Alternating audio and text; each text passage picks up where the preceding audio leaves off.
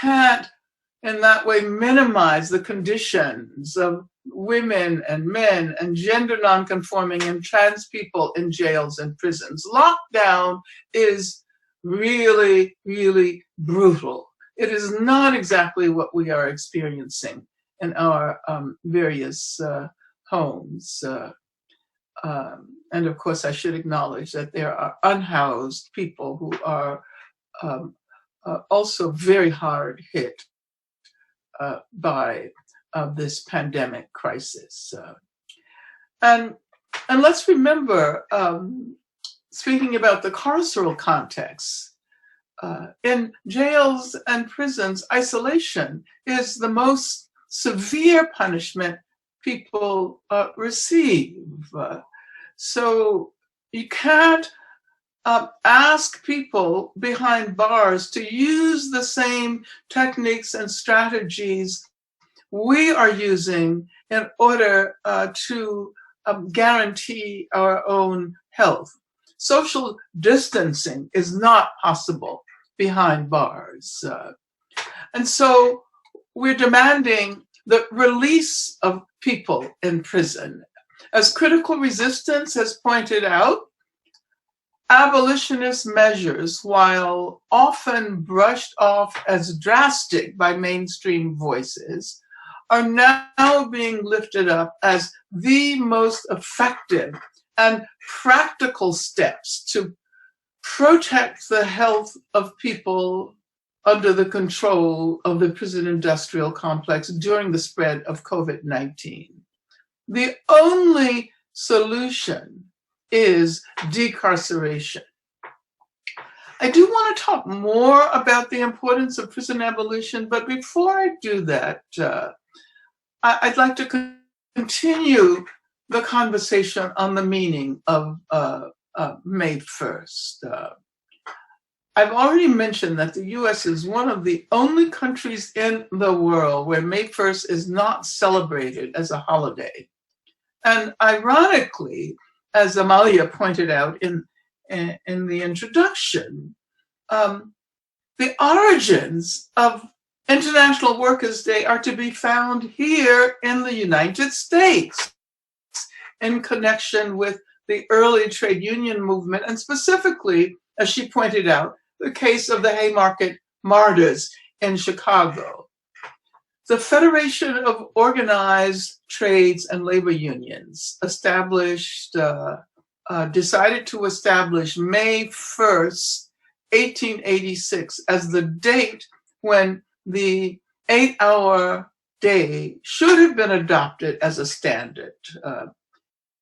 That day then became the occasion for a general strike in support of the 8-hour workday.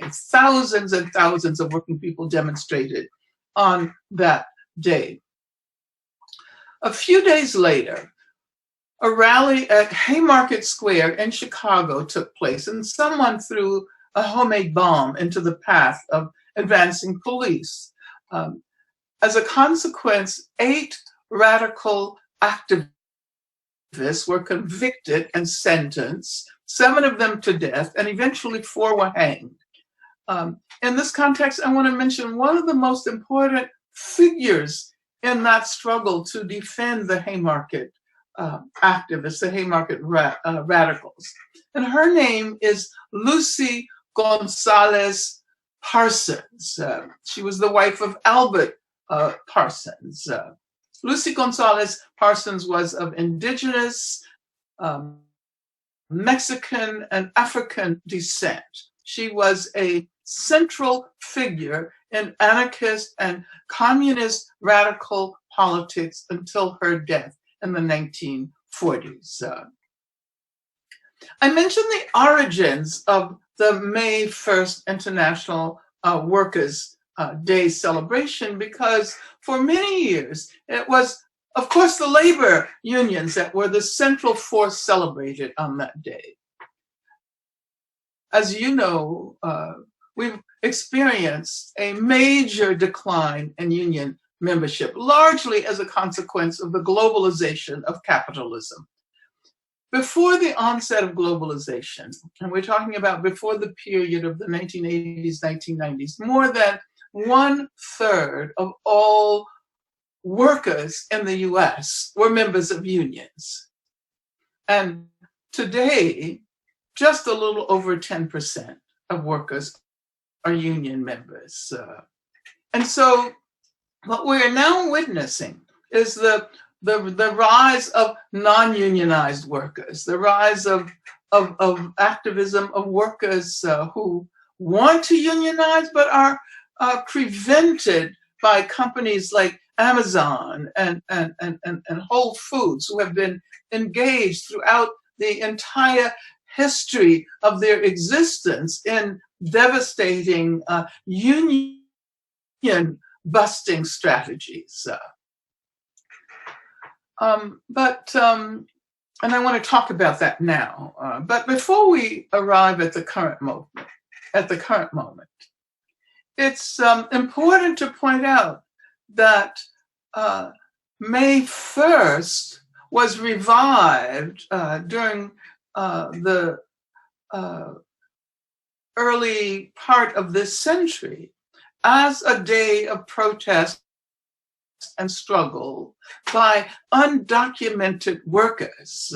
Undocumented workers began this tradition of mass protest and marches on May 1st in 2006, when millions of people from Latinx communities mobilized in support of undocumented workers and against repressive immigration policies.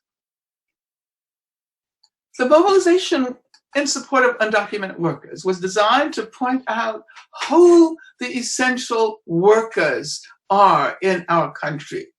They are those who provide food, who work in the fields, who work in the canneries and in the meat production factories. They are the janitors and the domestic workers. I point out that undocumented people led the way in identifying essential work because, of course, they are the ones who continue to be demonized. Even the term, which is still used by the government that is currently occupying the White House, even the term illegal alien is a demonizing, criminalizing term. While the struggle to support undocumented workers remains the key human and civil rights struggle of our time all over the world. And as a matter of fact, we should point out that what is going on here in the US and on our southern border is connected to the struggles of migrants throughout the world, who remind us that we still are living the afterlives of colonialism and racial slavery, and that capitalism has always been racial capitalism. I want to focus for the moment on the vanguard role of undocumented workers in leading the way for other essential workers to take up the fight for economic justice. We've long recognized that global economic shifts have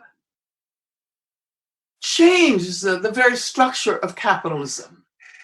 That the rise of global capitalism, which has led to the deindustrialization of the US and other economies in the global north, and has created basically a chaotic situation in which neoliberal ideology rules. When people lose jobs because the factories where they worked move to Asia or Central and South America, and when there are no safety nets, they often end up in situations where they are on a trajectory that leads to prison. And during the 1980s and 1990s, which witnessed the rise of global capitalism, more and more prisons were constructed. Here in California, the numbers of prisons increased 500% during that period. At the same time, there were fewer and fewer resources available to ordinary people. A declining access to education, privatization of healthcare, lack of recreation facilities, all the things that people need in order to live decent lives.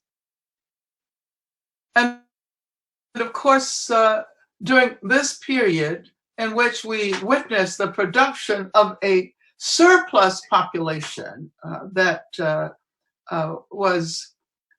largely consisted of Black and Latinx people and other people of color.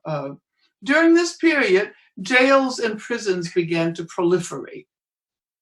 And these places of incarceration also became sources of profit to big companies. Think of all of the collect telephone calls that are now made from prison and how much profit they yield. Think about all of the meals that are outsourced to private companies.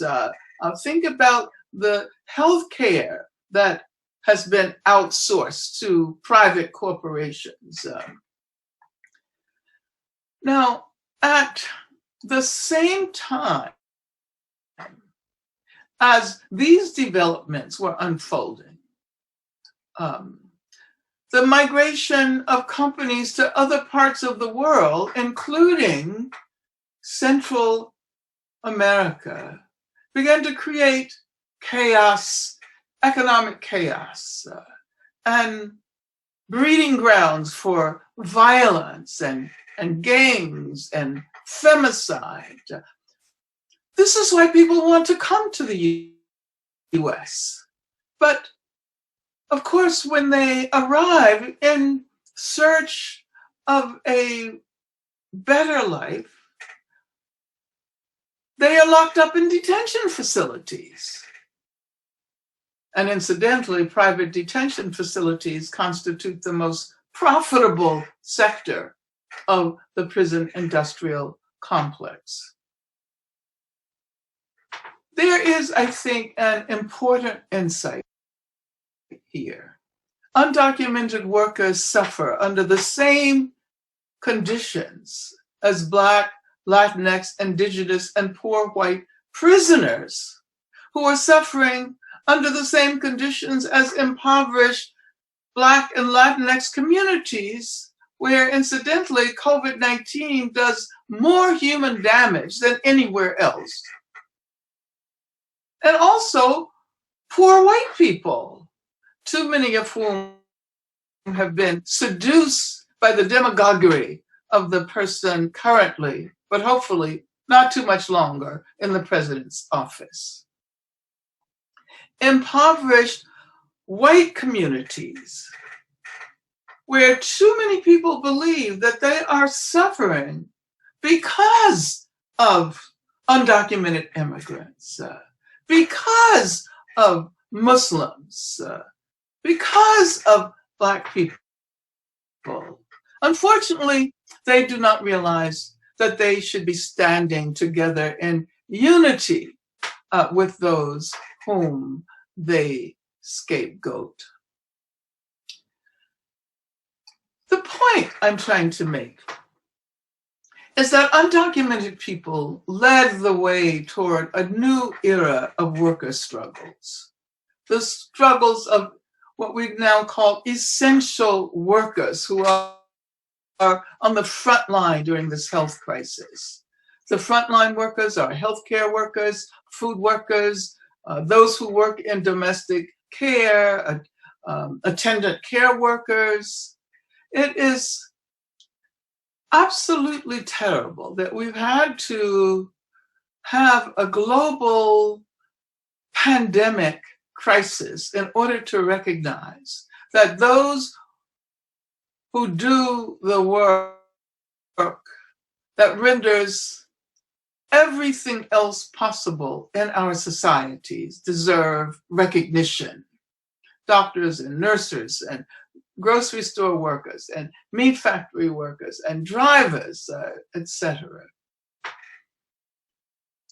It used to be that those of us who identify with Marxist critiques of political economy, it used to be that we insisted that the most important workers were those at the point of production: industrial workers, iron and steel workers, auto workers, electrical workers, etc.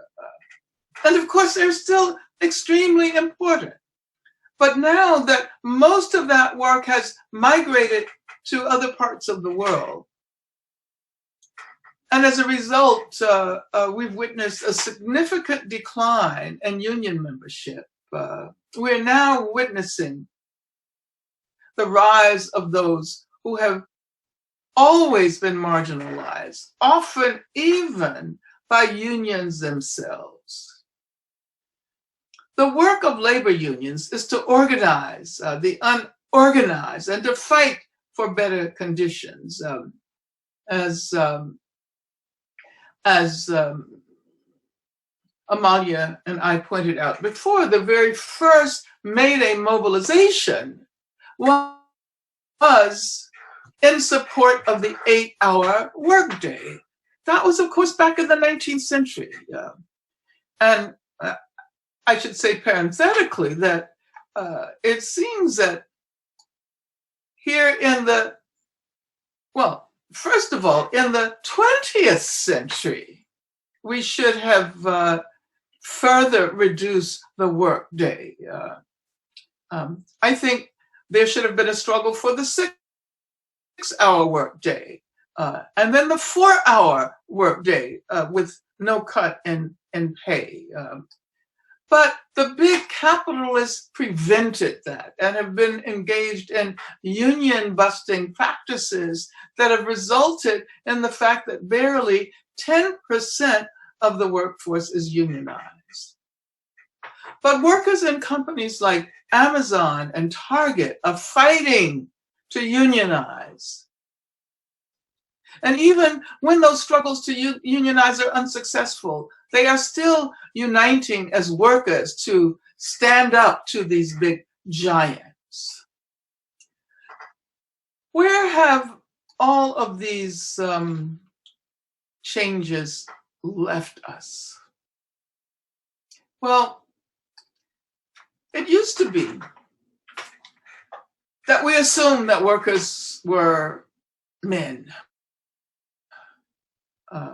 Even when we protested the racist exclusion of workers from factories and even from unions, we were largely referring to men. The assumption was that women did not, for the most part, engage in what is known as productive labor.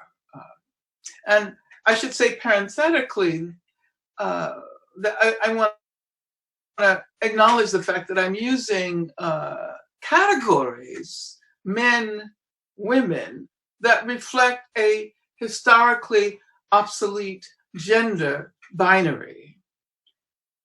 And instead of the category women, I should be saying women, trans, and gender nonconforming people. And perhaps before the end of this session, we can also talk about the important contributions of trans activists at the workplace, in prisons, and in our public discourses. And so let me continue. Women and gender nonconforming people are largely excluded from official labor history because it has been assumed that the working class consists primarily of men. And of course, this is racialized as well. White men have been the representationally pivotal figures.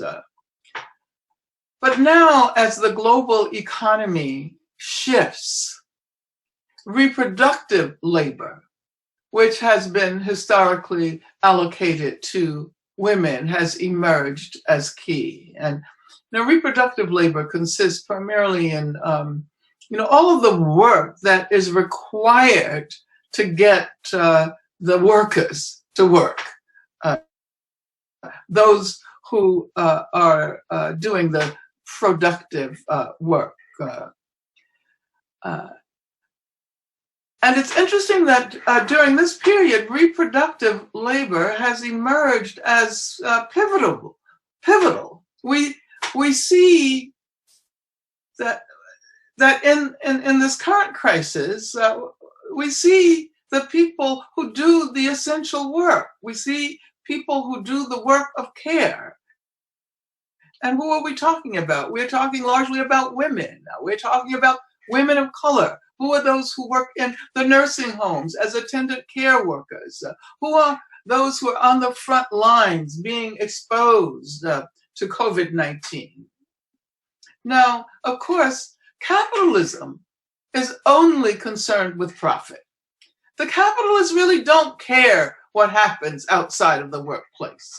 They're only interested in the work getting done so that they can reap profits. And as they reap profits, they do so literally because they trick the workers into giving up the value that they produce. Marx's Political Economy 101 points out that exchange value, the source of profits, is only produced in and through work.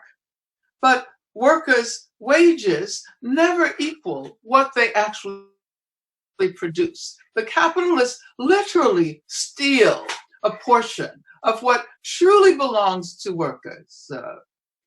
That is why many say that profit is a result of wholesale, systematic theft.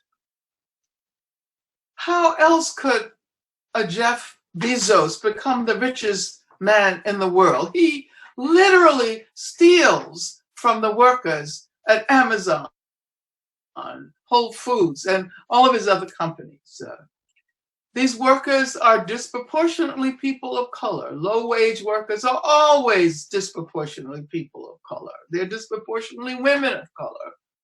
As a matter of fact, as service work and care labor increasingly constitute the labor of capitalism, it is women of color, women from the global south, who are on the front lines fighting for their lives as capital attempts to steal more and more of what they actually produce. Mike Davis has pointed out that the COVID-19 pandemic demonstrates that capitalist globalization is simply not sustainable. He wrote a book, Mike Davis wrote a book about 15 years ago called The Monster at Our Door, in which he warned that precisely because of global capitalist production and because of environmental disasters and the intentional decline of human services under neoliberal policies, a viral catastrophe would happen in only a matter of time. And it turned out, of course, that he was extremely prescient. During this period, I think many people have recognized how unequipped capitalism is to truly serve the needs of people and other beings on this on this planet. The reason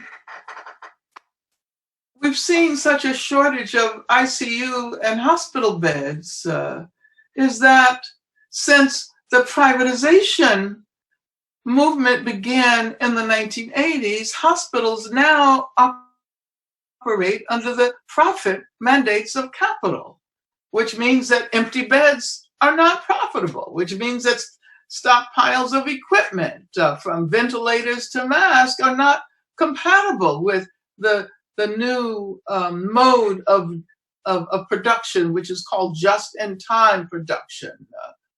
Global capitalism is clearly responsible for the inability to address this pandemic. And this is what Mike Davis means when he says that capitalist globalization is not sustainable.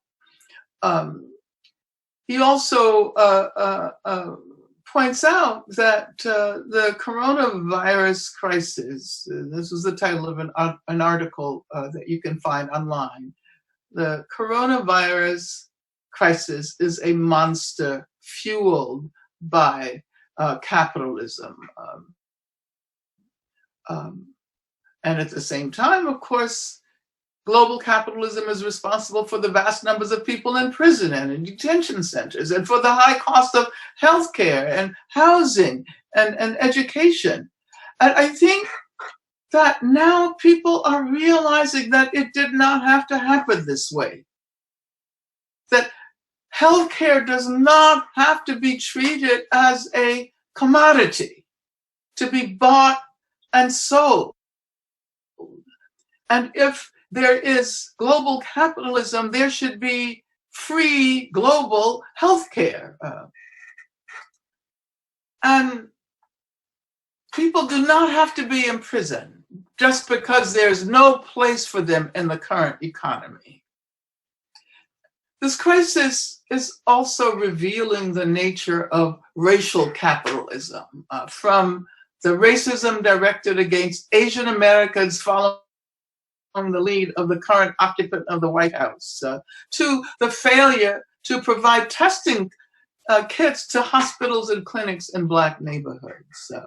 Asian Americans have been spit at and yelled at and attacked.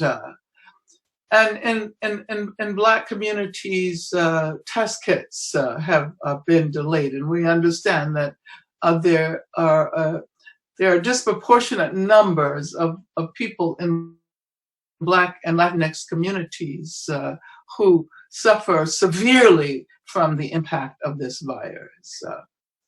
So I think that at least implicitly, many people are realizing that the crisis has revealed the dangers of everyday racism, of the structural racism that drives our institutions. And they realize that this racism has got to go.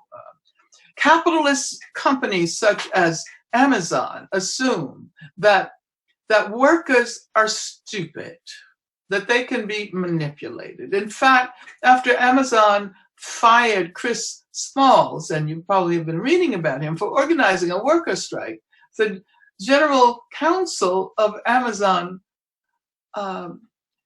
said in a document, I think this is an email that was leaked. He said, speaking about this Black worker, Chris Smalls, he's not smart or articulate.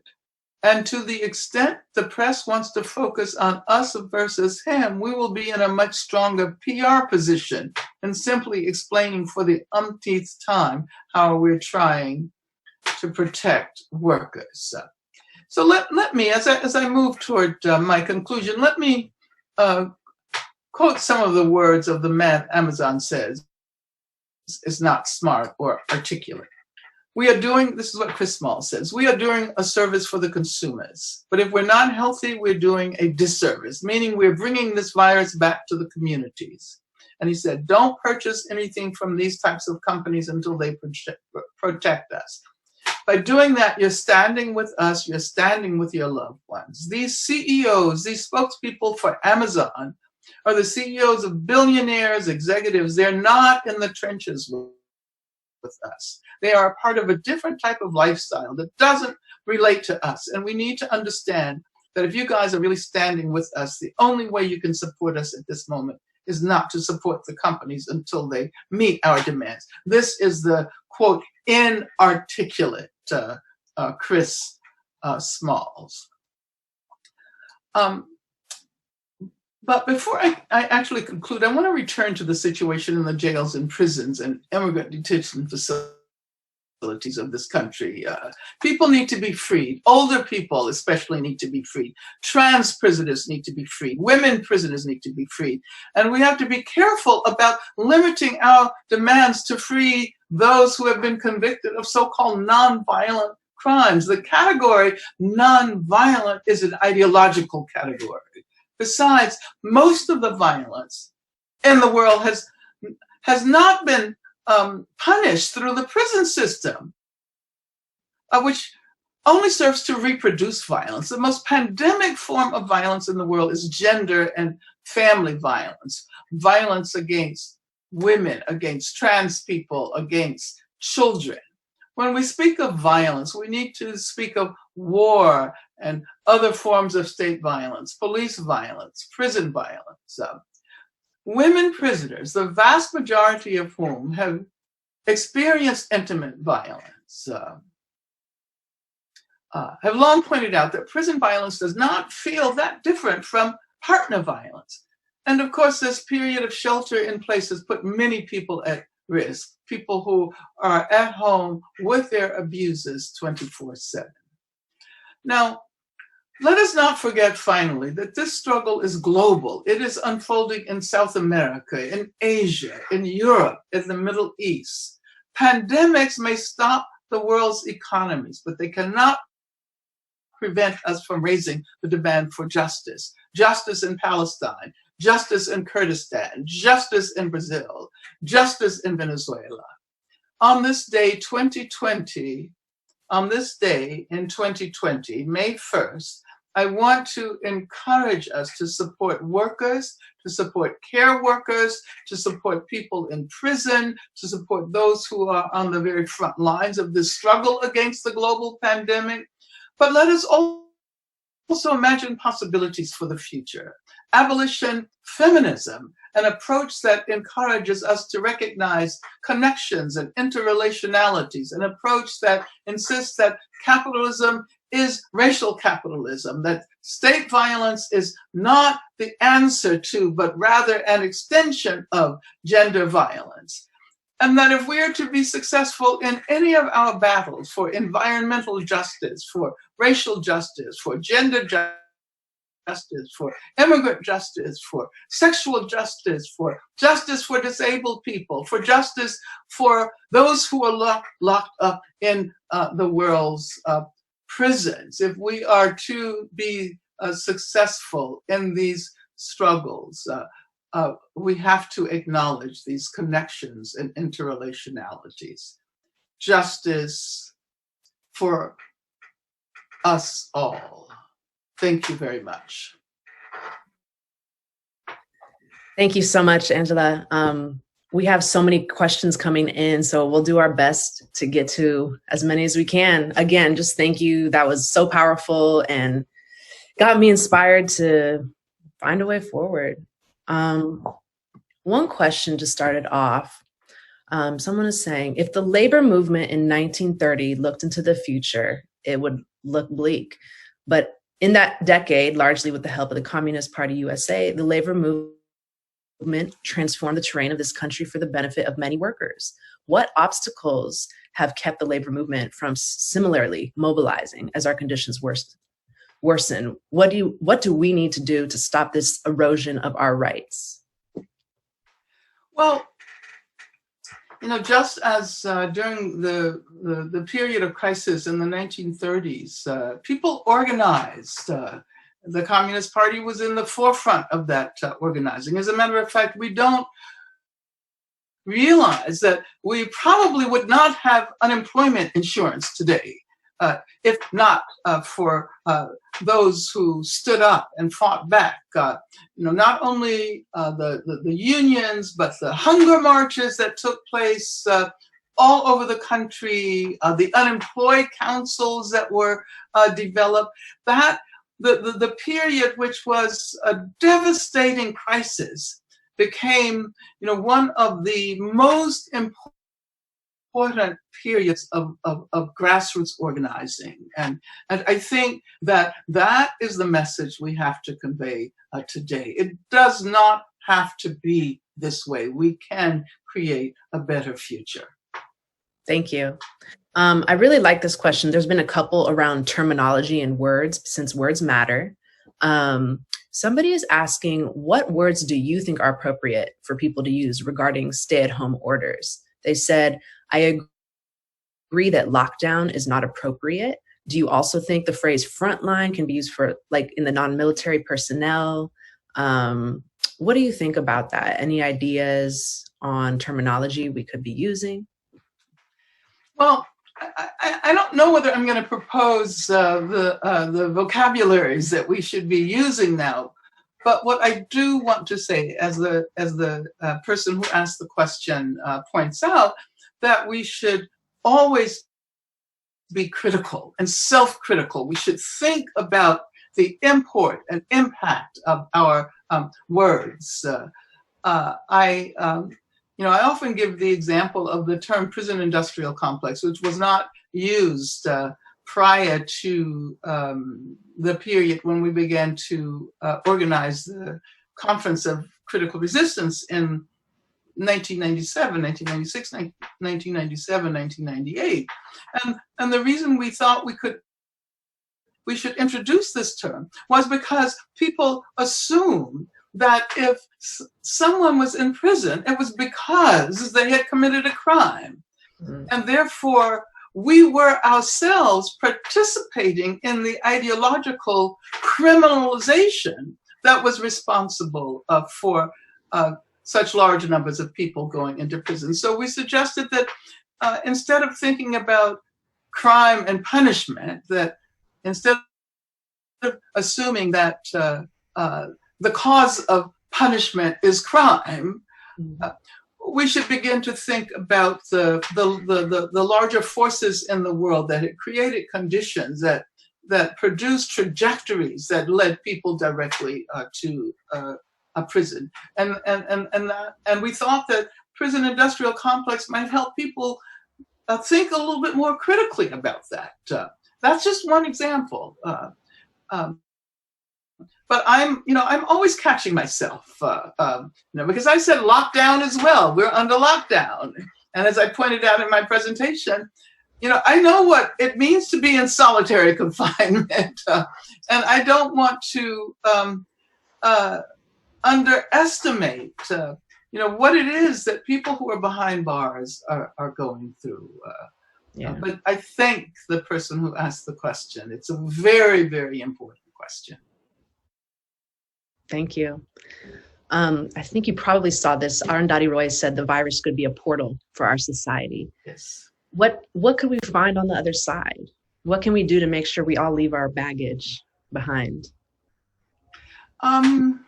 Yes, that was a very powerful conversation between Arundhati Roy and Imani Perry. And Arundhati said the virus can be a portal. There's a tendency for people to think about the other side as a return to normalcy. Mm-hmm. And rather than thinking about a return to conditions as they were before, we might think about all of the insights we have acquired during this period and how we are going to apply them in the work that we do, in our organizing, in our art activities, in wherever we are. I want this moment to be a portal toward a different future in which there is empathy, awareness, consciousness regarding the fact that the work that enables all the other work that happens in our worlds is care work, and that work is done by women. We have to begin to respect that work rather than assume that it's valueless. And we need to join with workers in demanding more than $15 an hour. $15 an hour is not adequate pay. And I know we've had this major struggle for the minimum wage to be raised to $15. But I think that that those workers deserve a great deal more from that. And hopefully we will have an awareness of the role that racism plays. How is it that people were so surprised that it was Black people and Latinx people who were dying faster than anyone else. That, since the end of slavery, and since the period in which we witnessed the annexation of Mexican land and the colonization, we can go all the way back to the genocidal conditions that were created for indigenous people. We should know all of this, but it seems that we're just learning it now. And even though we're learning it late, let's allow it to make a difference in the worlds we imagine and the worlds we create. Great. So many questions. Thank you all so much. I'm going to ask one more question. So I'm going to read a little comment from a young person. I'm a college student actively fighting against my institution's racist, capitalist system. I must admit, I'm tired of getting pushback from students and administration that do not understand the standpoint of students of color, low-income students, or others who are against the disastrous way the colleges run. And I know there are other students like me who are experiencing the same thing. Angela, as a lifelong activist, what advice would you give young students who make it their mission to address institutional discrimination?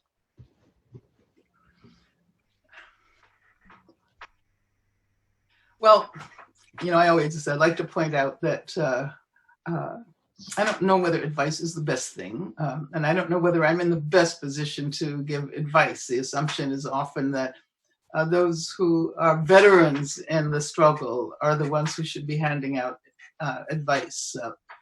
But I always point out that I continue to learn. I continue to learn from from the activism of young people, even from the mistakes that young people make.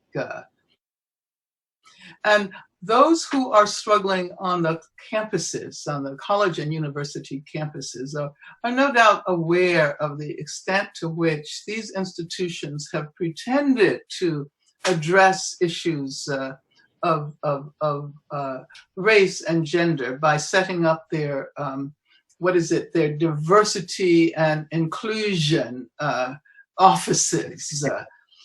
And of course, diversity can be important, but diversity by itself changes nothing. Inclusion by itself changes nothing. And I say over and over again, what difference does it make if you include those who were excluded by racist structures in your institution without actually beginning to change those structures? So simple inclusion is inviting those who were marginalized to become a part of an institution that remains just as racist, just as misogynist as it was before. So the demand has to be for change, for structural change, for diversity. And at the same time, I would say to the young woman that it's important to create community,